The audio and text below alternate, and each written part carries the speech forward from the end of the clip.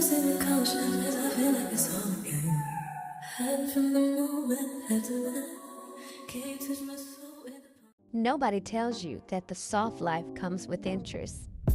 They show you the silk robes, the marble countertops, the skyline views where the city looks small and manageable just beneath your feet.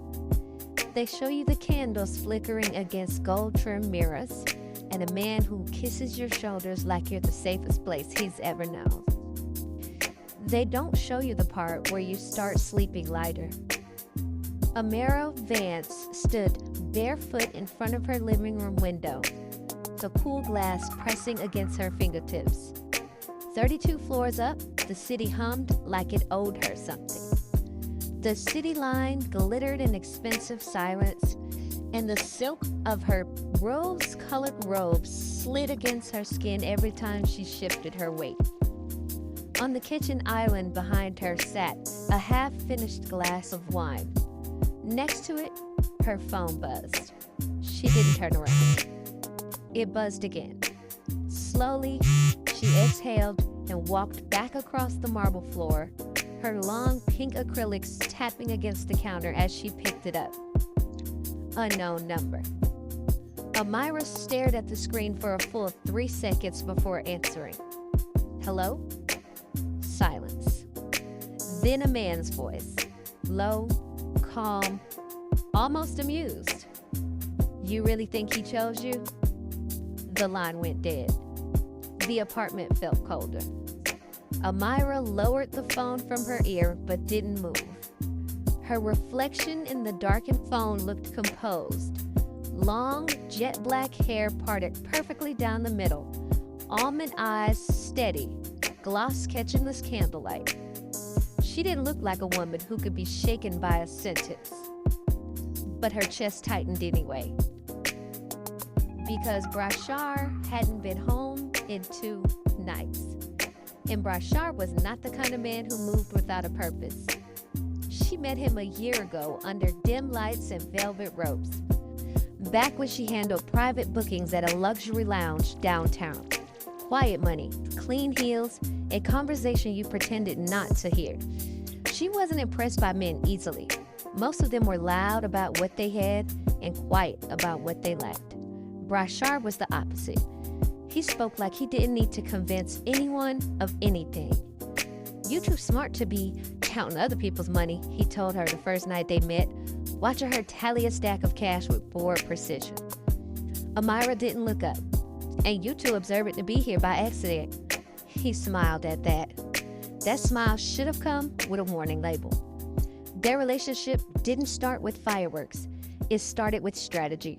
Late night conversations about ownership, about building something that couldn't be taken, about moving different.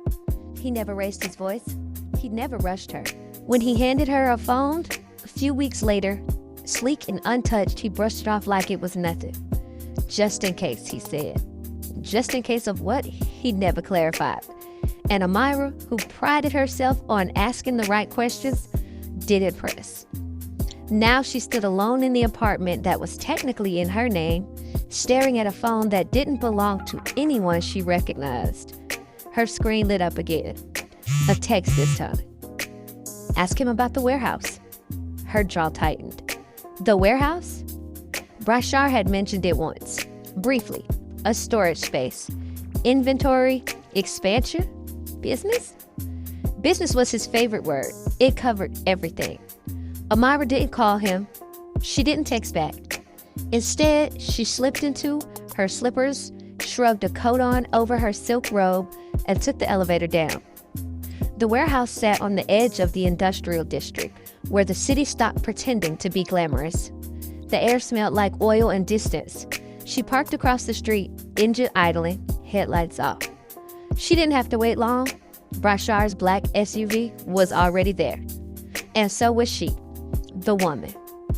Brown skin, sharp bob, neutral tone clothing, standing too comfortably near him to be random. They weren't arguing. They weren't flirting either. They moved like people who understood each other's rhythm.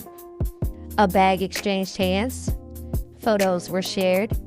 Brashar leaned in and kissed the woman on the cheek. Not passionate, familiar. Amira's fingers tightened around the steering wheel. It wasn't the kiss. It was the comfort. She watched Brashar laugh at something the woman said, watched him look relaxed in a way he hadn't looked at home lately. "What are you building?" she whispered to herself, "and why am I not in it?" She didn't confront him that night. She went home instead, lit the candles again, poured more wine, and waited. Brashar walked in just after midnight, the scent of cologne and outside air flowing through the door. He loosened his watch and dropped his keys in the tray by the entrance like everything was normal. "You still up?" he asked softly. Amira didn't turn from the stove where she pretended to be cooking something. "Warehouse was cute." Silence, the kind that stretches. "You followed me?" he asked, not angry, just measuring. "You lied to me." He exhaled slowly, stepping closer. "I was trying to keep you out of it." "Out of what, Brashar?" "It's bigger than you think." That wasn't an answer. It was dismissal dressed as protection. Amira studied him carefully. The steady eyes, the calm posture, the way he never panicked. He reached for her hand. "You trust me, don't you?" She held his gaze. Trust? Such a fragile currency. Her phone buzzed again. She didn't check it immediately, but later, in the bathroom, with the door locked, she opened the message. A photo. Brashar, the same woman, in front of a bank downtown. The caption read, "He's not building with you. He's building to leave you."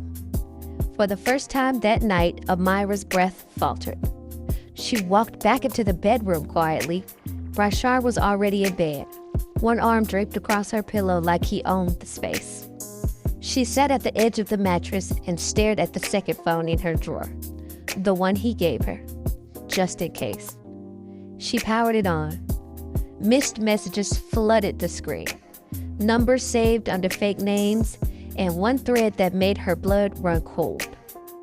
Transfer complete. She doesn't know. Dated 3 months ago. The same week he insisted everything be moved into her name for protection. The condo, the accounts, the cars. Her chest felt hollow.